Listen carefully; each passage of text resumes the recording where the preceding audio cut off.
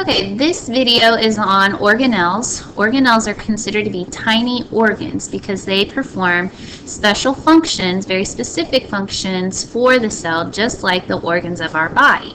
For example, our stomach digests food for us. Well, cells have structures in them that will help them digest the things they eat.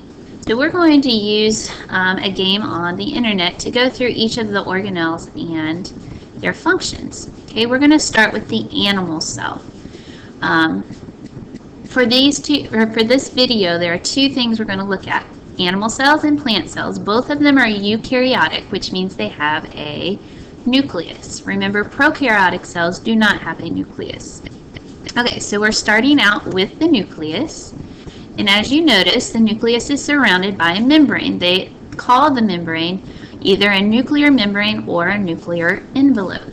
And notice that it has a whole bunch of holes on it. These are called nuclear pores. Okay, I want you to recall that DNA is found inside of the nucleus and it cannot leave the nucleus.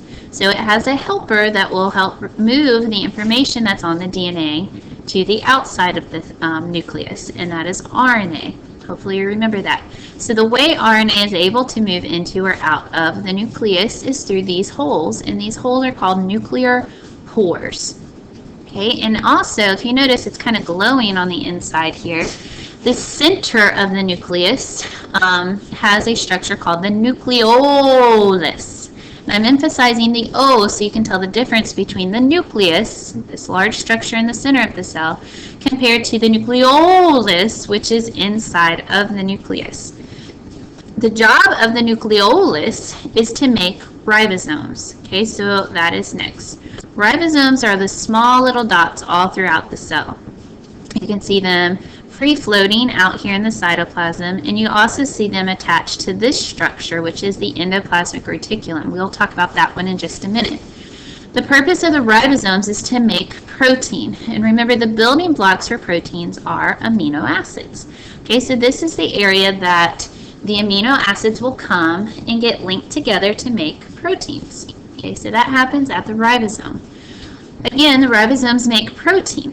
Now, the next structure, which the ribosomes are on, is called the endoplasmic reticulum.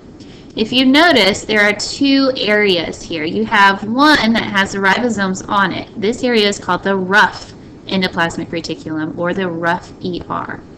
The area that does not have ribosomes on it is called the smooth ER, the smooth endoplasmic reticulum. The function of the smooth endoplasmic reticulum is to detoxify.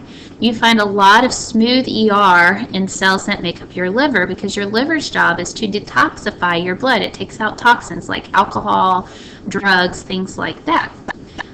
So this is the smooth ER. Again, its job is to detoxify. It also is responsible for making phospholipids and steroids, so some of the lipids that your body needs. Okay, going back to the rough ER, again, it's rough because it has ribosomes, and remember, the ribosomes make protein. Well, the endoplasmic reticulum that has ribosomes on it will transfer that protein throughout the cell. So one of the jobs of the ER is to transport. And the place that the ER transport these proteins to is this structure here, which is called the Golgi apparatus. Okay, so here's the Golgi apparatus. Sometimes the Golgi apparatus is referred to as the UPS of the cell because its job is to process, package, and deliver. So it's going to process, package, and deliver. It's going to get the information from the ER, so proteins from the ER will go to the Golgi apparatus. Okay, as it's in the Golgi apparatus, vesicles will pinch off of it. Okay, so there are kind of these little circles that will hold the information that it has processed. Now, there are two things that usually happen once it pinches off of the Golgi apparatus. One thing is that it can fuse with the cell membrane, and this diagram is called the plasma membrane, which is actually labeled up here. Okay, so the proteins can fuse with the cell membrane and then be removed from the cell by exocytosis. Sometimes the proteins that are made here are going to be the protein carriers that are embedded in the membrane. Another thing that can happen is that the vesicle can fuse with these structures over here. One of these structures is called the lysosome. The lysosome is really important for an animal cell because it contains digestive enzymes. The digestive enzymes will break down dead and worn out organelles. If we did not have these lysosomes, it would be likely that the animal cells would digest themselves, and that would not be a good thing. Some people have genetic diseases where that can occur. You also see some of these structures here. These are called peroxisomes. Their job is to break down hydrogen peroxide. Now, our body naturally makes hydrogen peroxide during cellular respiration, but that's not good for us. So the peroxisomes will immediately take that hydrogen peroxide and convert it into water and oxygen, which our body does need.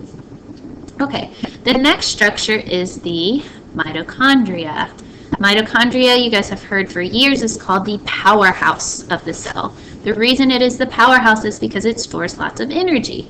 If you recall, the energy in our cells is called ATP, adenosine triphosphate. The process that makes ATP in the mitochondria is called cellular respiration. If you notice on the mitochondria here, there's lots of wavy things inside of it. So I'm going to show you a drawing on my board. Okay, so the mitochondria actually looks more like this than it does this. Okay, if the mitochondria had an inner membrane that was just like this, there were no waves to it, then it would not have a lot of surface area, and without a lot of surface area, it would not be able to make a lot of energy. So, as far as structure goes, the inside membrane, the inner membrane, is very wavy, and that allows for more areas for ATP to be produced. Okay, so by being wavy like this, it increases the surface area to allow for more ATP to be made by the process of cellular respiration. And these inner folds here are called the cristae. Of the mitochondria, or they call it the workbenches, because that is where ATP is produced. And again, it's the process of cellular respiration. All right, the last thing to label on this particular diagram is the cytoplasm. The cytoplasm is the jelly-like material that surrounds and protects all of the organelles. Within that, you cannot see it in this diagram, but you have a cytoskeleton. The cytoskeleton is made up of microtubules and microfilaments that provide support and structure for the cell and for all the organelles. And one more thing that is not seen in this particular picture but is unique to animal cells is that they have centrioles. Okay, centrioles are important for cell reproduction. So when the cell gets ready to divide during mitosis, the centrioles are involved in that process. Okay. So this is an animal cell. We are going to look at the plant cell next and look at some of the similarities and differences. Okay, so here's the plant cell. We will look at three things that make the plant cell unique first, and then we'll look at the things that they have in common with the animal cell. Okay, so when you first look at this structure, you guys see this huge structure right here in the center. This is important because plants are found outside. They need a lot of water. Well, it doesn't rain all the time, so they need the ability to store water. So they use this structure to store water, and it is called the vacuole. Most books refer to it as the central vacuole because it's kind of center in the cell. It makes up the majority of the cell. Again, its job is to store water. It can also store waste products. Okay, so that's a very important structure that's unique to plant cells. The next thing is the cell wall. Okay, and that's labeled over here on this side. Okay, so it's an extra barrier around the cell that animal cells do not have. Animal cells only have the cell membrane. Plants have the cell wall made up of cellulose, and its job is to help support the cells and to give it structure. The third thing that plant cells have that animal cells do not have are the chloroplast here. Okay, chloroplast is where photosynthesis happens. Okay, inside of the chloroplast is a pigment called chlorophyll, and this is why plants look green. Pigments reflect light and they absorb light. The colors that are reflected are what we see. So chlorophyll reflects green light, All of the other colors are absorbed and used in the process of photosynthesis. And remember, photosynthesis changes carbon dioxide into oxygen and sugar. Okay, so that's what happens inside of the chloroplast. So the big function of chloroplast is photosynthesis. Now we can review the structures that are found in both plant and animal cells. So we'll start with the nucleus again. So here's your tag for the nucleus. Remember, it stores DNA, genetic material, surrounded by the nuclear membrane. It has nuclear pores that allow RNA to move into or out of it. And then again, it has the nucleolus, which is responsible for making ribosomes. And the ribosomes are the little dots throughout the cell. Ribosomes make proteins, and then the ribosomes are often found on the ER. If it has ribosomes on it, it is called the rough ER, or the rough endoplasmic reticulum, that will transport proteins throughout the cell. If it does not have ribosomes on it, then it is the smooth ER, used for detoxification.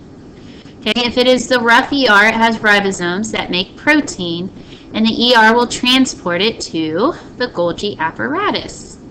Okay, so here's the Golgi apparatus. Again, it's often referred to as the UPS of the cell because it processes, packages, and delivers.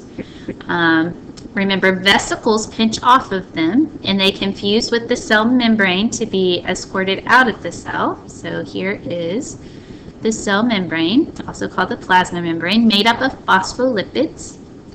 And so the vesicle can fuse with the membrane and escort materials out of the cell.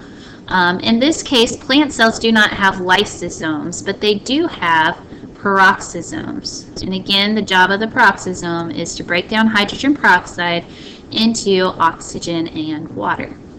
Okay, the next structure is the mitochondria. And remember, the mitochondria is where cellular respiration occurs to make ATP. It's the energy source. So the mitochondria is the powerhouse of the cell. Okay, and then the last structure, again, is the cytoplasm. It surrounds and protects all of the organelles so that they don't kind of run into each other and all of that. Okay, so that was the plant cell, just compared it to the animal cell. Remember, both plant and animal cells have a nucleus, and so they are considered to be eukaryotic. That is different from the prokaryotic cells like bacteria that do not have a nucleus and do not have membrane-bound organelles. Okay, I hope that was helpful. This website will be given to you, shared with you, so that you guys can practice with it as you feel necessary. Thank you.